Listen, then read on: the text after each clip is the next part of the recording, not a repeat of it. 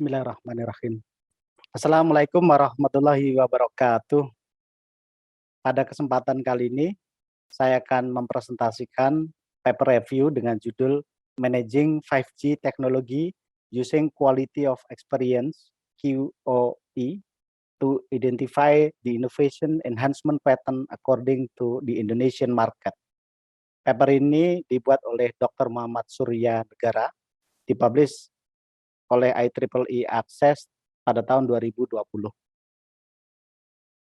Ini adalah presentation outline, ada 5 poin yang akan saya presentasikan. Yang pertama adalah latar belakang pembahasan, kemudian permasalahan utama, yang ketiga adalah usulan solusi atau metode, yang keempat analisa hasil, dan yang kelima adalah kesimpulan. Kita mulai dari poin pertama, latar belakang pembahasan.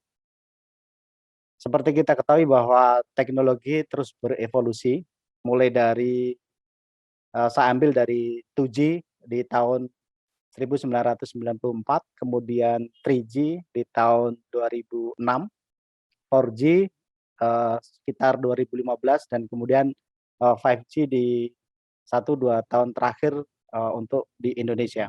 Kemudian dengan adanya teknologi development 5G serta perkembangan market menuju era 5G, itu menciptakan innovation enhancement pattern.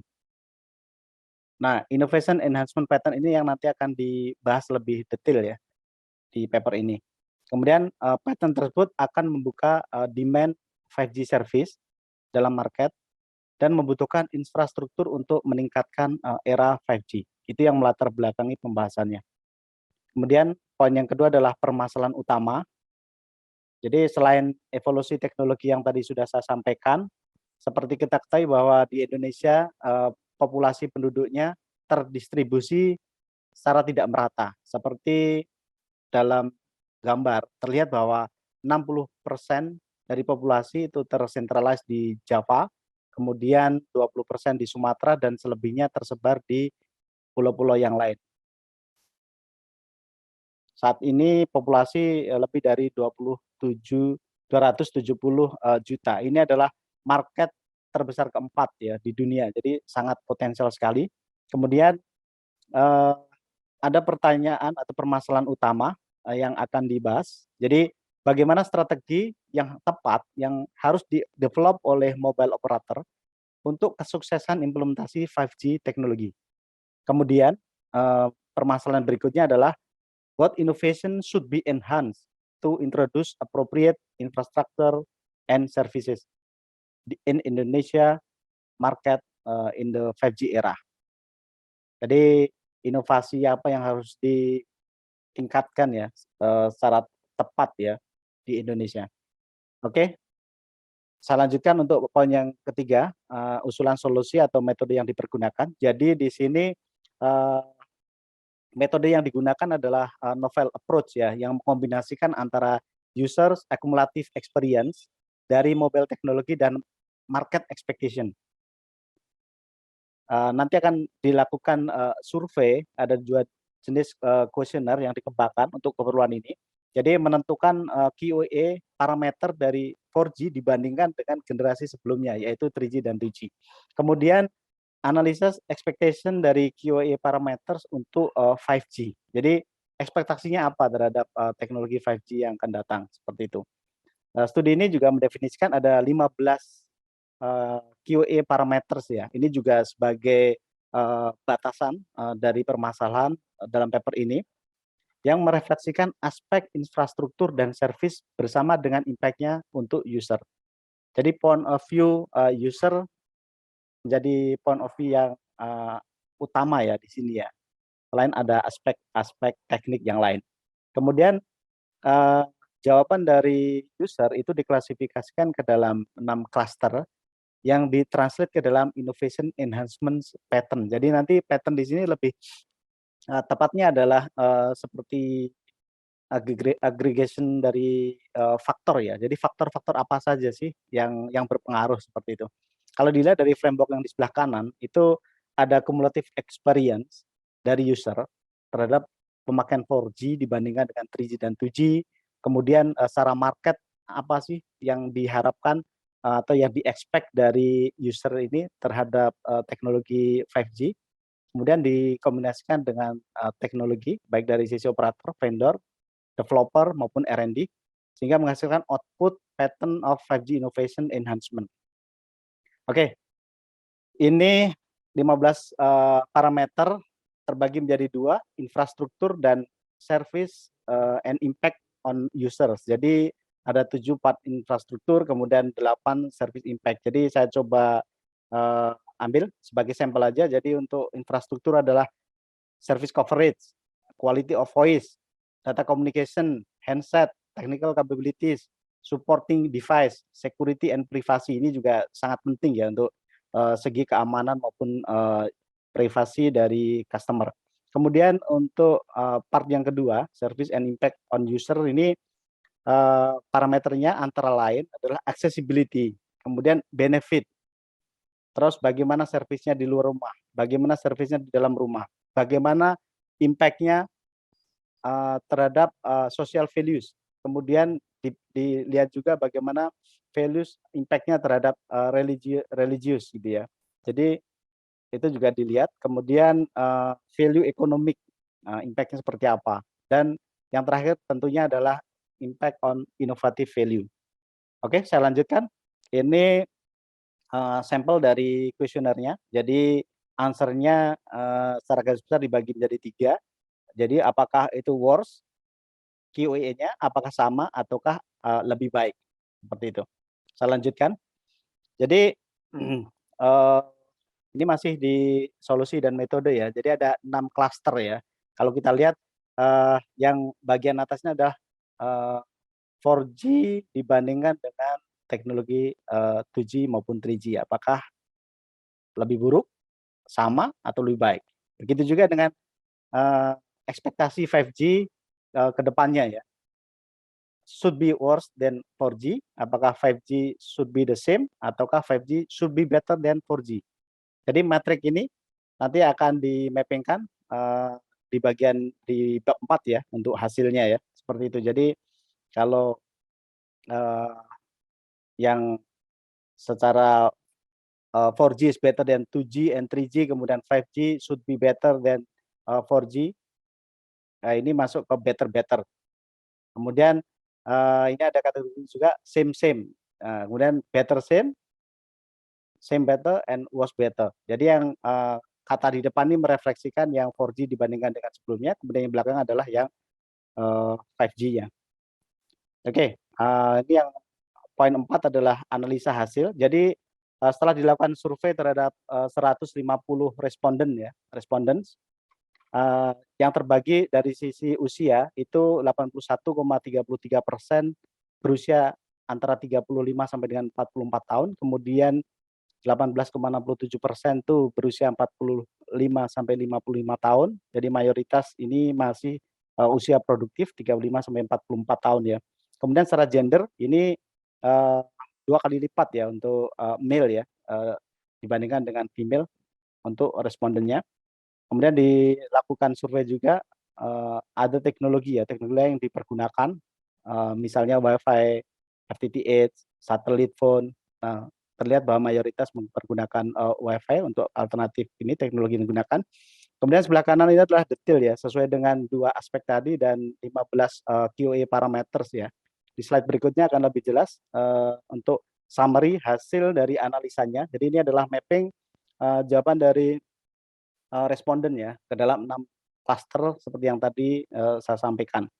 Jadi dari gambaran ini terlihat bahwa populasi ya terdistribusi yang same cluster hanya 5%, better same cluster 3%, worse better cluster 8%.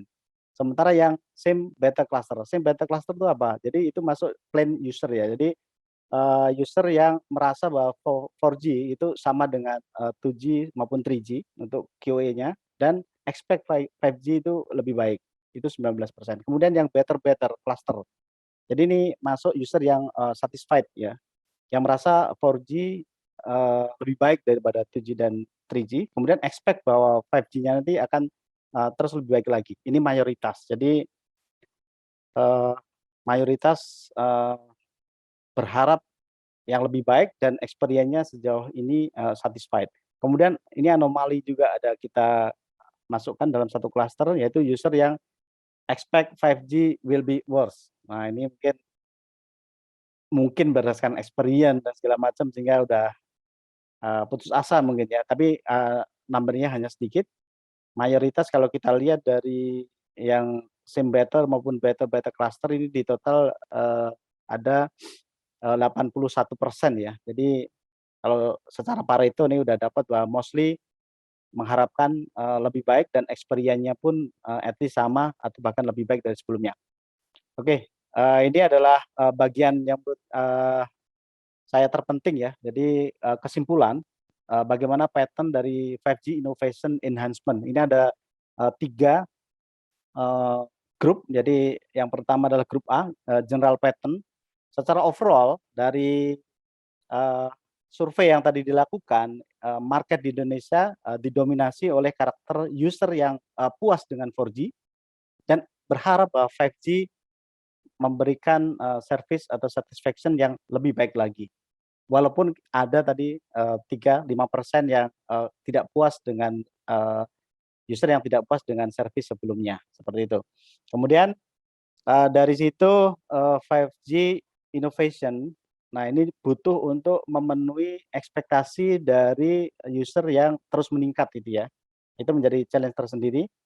Kemudian untuk, plain user atau user yang, kecewa, disappointed, itu butuh, khusus ya, inovasi 5G yang khusus atau variasi yang khusus sehingga bisa menarik, mereka.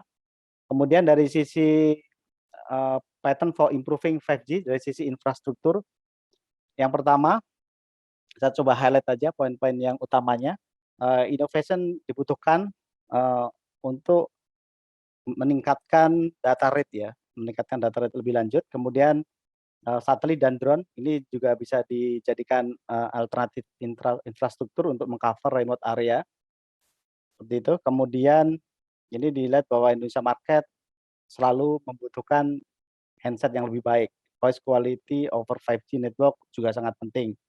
Ini beberapa, eee, masukan atau feedback dari responden ya. Kemudian untuk dari sisi pattern untuk improve 5G service-nya, ini jelas ya butuh, eee, service innovation 5G yang kuat gitu kan, untuk membuat user, lebih inovatif, terus, memperkaya ide-ide dan juga kompetitif. 5G service juga, harus bisa menjadi lead ya, lead untuk, user untuk mendapatkan benefit secara ekonomi, secara lebih merata tentunya. Kemudian, saya highlight lagi, ini untuk beberapa concern walaupun bukan dominan tapi juga perlu menjadi atensi adalah 5G service juga seharusnya tidak konflik dengan value sosial ya, yang ada di masyarakat. Kemudian juga harus sesuai, relevan dengan religious, belief. Kemudian ini juga, 5G juga inovasi 5G juga membuat, user-nya merasa lebih sehat gitu ya, lebih fit, seperti itu. Kemudian, 5G service juga, apa, struktur ekosistem mendukung struktur ekosistem, smart home, smart cities, smart, energi, smart car, ya segala macam smart pokoknya, smart X kalau boleh disingkat ya, seperti itu. Oke, jadi, itu, kesimpulannya. Jadi dari, paper yang ada berdasarkan survei, itu merupakan hal yang praktis dan kita tidak boleh underestimate karena itu adalah, memberikan kontribusi atau value atau point of view tersendiri buat buat kita gitu ya. Buat kita, bagaimana, respon, dari user secara langsung gitu kan. User secara langsung dari sisi historical maupun dari ke depan. Jadi dikombinasikan, eee, untuk menghasilkan QoE. Jadi kalau boleh disimpulkan adalah QoE ini adalah, eee, gabungan ya, kombinasi antara user ya, experience user dengan, QoS. Jadi Dari sisi user dan dari sisi technical digabungkan menjadi quality of experience. Nah itu, kemudian ini adalah, slide tambahan dari saya, terkait dengan review dan insight ya. Jadi ini kebetulan minggu lalu saya ikut live streaming, MWC Barcelona, ada snapshot yang related dengan paper ini mengenai 5G maupun 5G dalam implementasinya ke IoT. Jadi, di sini terlihat bahwa 176 mobile operator have launched 5G service in 70 market gitu ya. Jadi udah ratusan nih, operator yang launching di, 70 market ya, dan 1 billion ya, 1 miliar nih, 1 billion 5G connection by 2025. Seperempatnya dari merupakan seperempat dari, mobile connection tahun 2025. Jadi dari sini apa intinya ya, jadi intinya adalah bahwa, market, ataupun forecast dari, 5G ini sangat besar ya, potensi market yang sangat besar, yang sangat potensial. Kemudian kalau dilihat dari aplikasinya di IoT 5,5, billion smart home IoT connection, 8,8 billion smart building IoT connection, 13,8 billion consumer IoT connection. Jadi, di tahun 2030. Ini juga mengindikasikan bahwa 5G nanti akan, memberikan kontribusi yang besar ya, peluangnya atau potensinya untuk, aplikasi IoT yang bisa dipergunakan di, berbagai bidang. Jadi dari, view ini, kita bisa mendapatkan gambaran bahwa ini adalah, teknologi teknologi yang ada di depan mata, yang sudah mulai di-deploy, eee, bukan hanya dari sisi infrastruktur yang harus terus dibangun, ini kelihatan bahwa secara, supply dan demand-nya ada dan besar potensinya. Jadi, sekarang bagaimana strateginya, innovation-nya yang perlu dilakukan, yang tepat gitu kan, ini harus dilakukan yang tepat dengan mempertimbangkan atau menjadikan, eee yang, poin-poin yang ada paper tadi sebagai bahan tambahan, consideration gitu ya, sebagai tambahan pertimbangan untuk memberikan strategi seperti apa untuk bisa memberikan QA terbaik, buat customer. Sehingga kita bisa mendapat grab potensi market yang ada dan at the end bisa membawa kesuksesan buat, operator dan juga, ekosistem yang terlibat di dalamnya. Mungkin, cukup sekian dari saya. Mohon maaf bila banyak kekurangan. Terima kasih atas perhatiannya. Assalamualaikum warahmatullahi wabarakatuh.